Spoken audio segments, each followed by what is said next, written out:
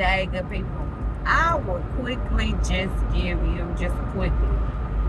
And just like things that I've learned going through, just going through.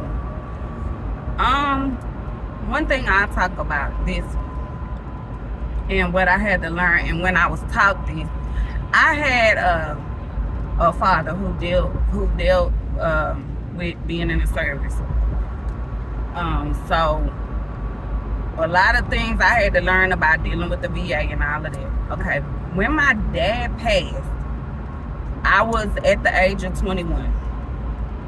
And so for a while, if you ever know that when you are like the caretaker, you gonna go through something. You go through a part of where you're saying,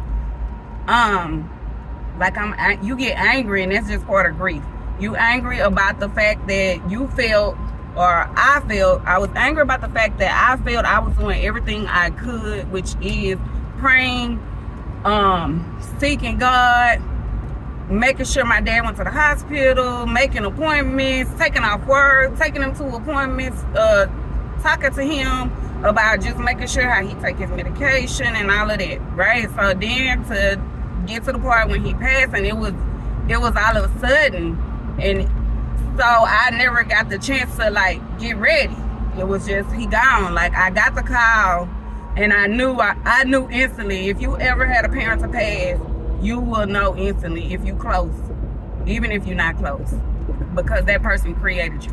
Anyway, I would say in that time, I had went and I learned about getting specific with your prayers.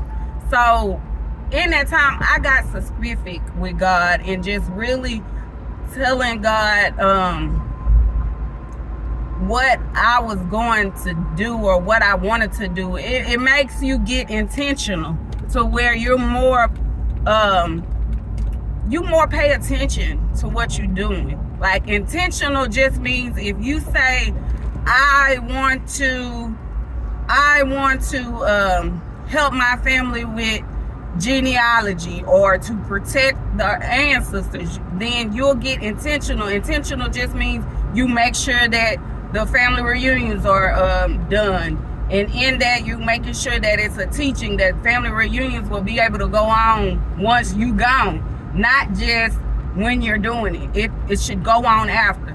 Intentional means you gonna celebrate your family that you stood on the shoulders of. Like, you know, if you celebrate by like another one I used to do for my father and for my grandfather, since my father and my grandfather he dealt with cancer and then diabetes, my father.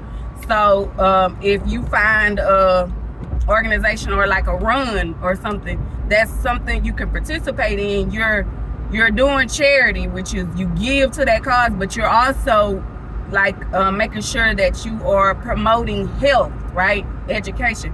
So that's what I mean by get intentional. Intentional just means the things that you're doing are things that mean something to you, and you want to find ways for that to go on. So that's what I mean about getting intentional with what you're doing. When you get specific with your prayers, God gets specific with you. The journal that I wrote within those couple of years, when I go back and I read my prayers, because you know your prayers can get disturbed when you're praying. But when you start journaling the prayers, you journal that prayer, and then above that prayer you put a word. I will trust the Lord at all times. His praises shall continually be in my mouth. Those words start to come to you at any time, at any moment that you need it. So when you get intentional, you get specific about your prayers, it's gonna be a difference and a turnaround. And at that time, you will know you're working on you. It's not for anybody else, but you're working on you. And you can't do nobody else's work.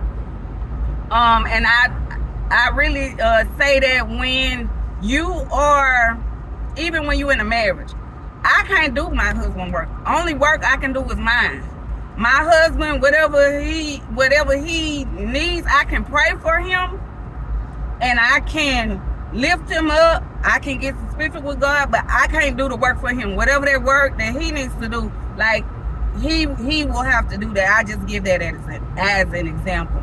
So get specific. Start journaling those prayers.